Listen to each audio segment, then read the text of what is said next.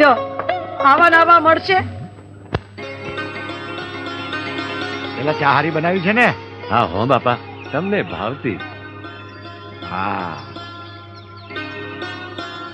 વાલા મહેમાન ક્યાંથી આવ્યા છે? અમે ભરૂચથી આવ્યા છીએ બાપા. મેં માનતા માની હતી કે જો અમને અમેરિકા જવાના વિઝા મળી જાય તો સૌ પ્રથમ આપના દર્શન આવશું.